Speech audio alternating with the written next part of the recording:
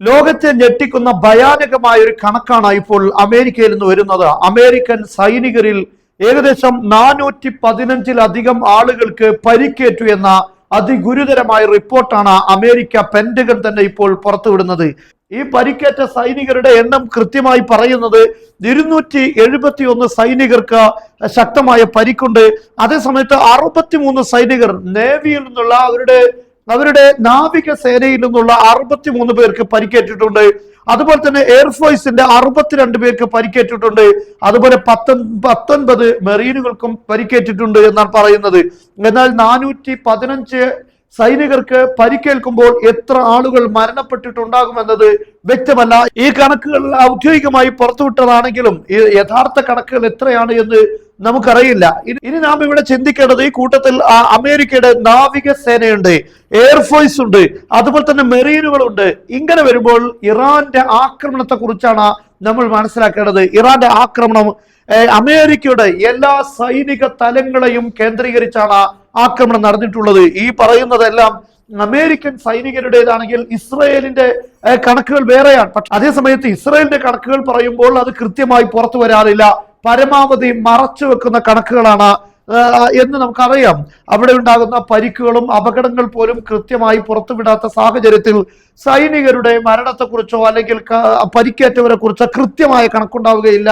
ഇവിടെ എയർഫോഴ്സിന് എങ്ങനെയാണ് ഇത്തരത്തിൽ പരിക്ക് സംഭവിച്ചത്? ഒരുപക്ഷെ നമുക്കറിയാം വിമാനങ്ങൾ തകർക്കുന്നതിലൂടെയും അതുപോലെ തന്നെ GCC രാഷ്ട്രങ്ങളിലുള്ള പല കേന്ദ്രങ്ങളെയും സൈനികർ താമസിക്കുന്ന ഹോട്ടലുകൾ കേന്ദ്രീകരിച്ചുകൊണ്ട് അതുപോലെ തന്നെ അവിടെയുള്ള എയർബേസുകൾ അതിനെ കേന്ദ്രീകരിച്ചുകൊണ്ടൊക്കെയുള്ള ആക്രമണങ്ങളിലാണ് ഇത്രയും ആളുകൾക്ക് പരിക്കേറ്റിട്ടുള്ളത്. 62 പേർക്ക് പരിക്കേറ്റു എന്ന് പറയുമ്പോൾ എയർബേസുകളിൽ എത്ര വ്യാപകമായ നാശനഷ്ടങ്ങൾ ഉണ്ടായിട്ടുണ്ടാകും എന്നാണ് നമ്മൾ മനസ്സിലാക്കേണ്ടത്. കാരണം ഈ സൈനികർക്കൊക്കെ പരിക്കേൽക്കുന്നത് തന്നെ ഓരോ മിസൈലുകളും വരുന്ന സമയത്ത് സൈറൻ മുഴങ്ങുന്നുണ്ട്, അവർ സുരക്ഷിതമായ സ്ഥലങ്ങളിലേക്ക് മാറുന്നുണ്ട്.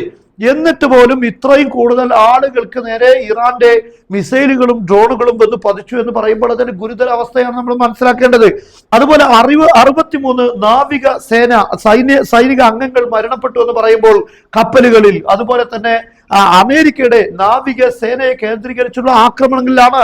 നമുക്കറിയാം വിമാനവാഹിനി കപ്പലുകൾക്ക് നേരെ ആക്രമണം ഉണ്ടായിരുന്നു, ആ ആക്രമണത്തിൽ പരിക്കുകൾ സംഭവിച്ചിട്ടുണ്ട്. അപ്പോൾ ഇതെല്ലാം ഇറാന്റെ ആക്രമണങ്ങൾ കൃത്യമായ ലക്ഷ്യത്തിലേക്ക് പതിക്കുന്നു എന്നാണ് ഇതെല്ലാം സൂചിപ്പിക്കുന്നത്. നാവിക സേനയെ പോലും സംരക്ഷിക്കാൻ അമേരിക്കയുടെ ഡിസ്ട്രോയറുകൾക്ക് സാധിച്ചില്ല എന്നാണ് ഇതിൽ നമ്മൾ മനസ്സിലാക്കേണ്ടത്. അതുപോലെ തന്നെ കുവൈത്തിലുള്ള അമേരിക്കയുടെ നാവിക ആസ്ഥാനങ്ങളിൽ ആക്രമണം നടന്നിട്ടുണ്ട്. അവിടെ വെച്ചുള്ള മരണങ്ങളാകാം. എന്തായാലും ഇത്രയും കൂടുതൽ പ്രതിരോധ സംവിധാനങ്ങളും ചുരുങ്ങിയത് സൈറൻ മുഴങ്ങുക എങ്കിലും ചെയ്തിട്ട് ഇത്രയും കൂടുതൽ പരിക്ക് സംഭവിച്ചു എങ്കിൽ നാം മനസ്സിലാക്കേണ്ടത് അമേരിക്കയുടെ മിലിറ്ററി അസറ്റ്സുകൾക്ക് എത്രമാത്രം ഗുരുതരമായ പ്രത്യാഘാതങ്ങൾ ഈ ആക്രമണങ്ങളിലൂടെ ഉണ്ടായിട്ടുണ്ട് എന്നാണ്. 19 മെറീനുകൾ എന്ന് പറയുന്നുണ്ട്.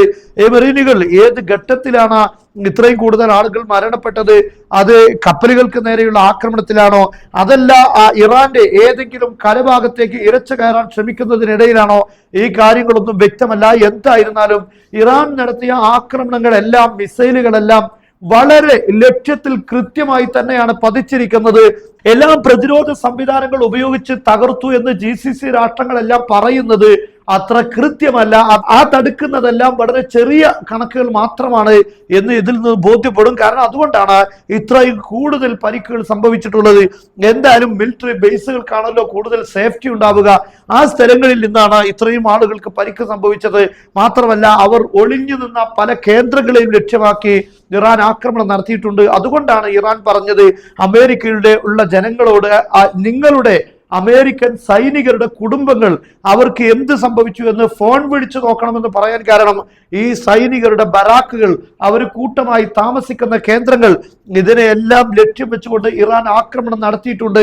ധാരാളം ആളുകൾ മരണപ്പെടുകയും പരിക്കേൽക്കുകയും ചെയ്തിട്ടുണ്ട് എന്ന് ഇറാൻ അറിയാം. അതുകൊണ്ടാണ് അങ്ങനെയുള്ള ഒരു കാര്യം ഇറാൻ പറഞ്ഞത്. എന്തായിരുന്നാലും ഇറാന്റെ ആക്രമണങ്ങൾ അമേരിക്കയെ അക്ഷരാർത്ഥത്തിൽ ഞെട്ടിച്ചിട്ടുണ്ട്. ഒരു വെനിസല അല്ല ഇറാൻ എന്ന കാര്യം ഇസ്രയേലിനും അമേരിക്കക്കും ബോധ്യപ്പെട്ടിട്ടുണ്ട് എന്നത് ഒരു യാഥാർത്ഥ്യമാണ്.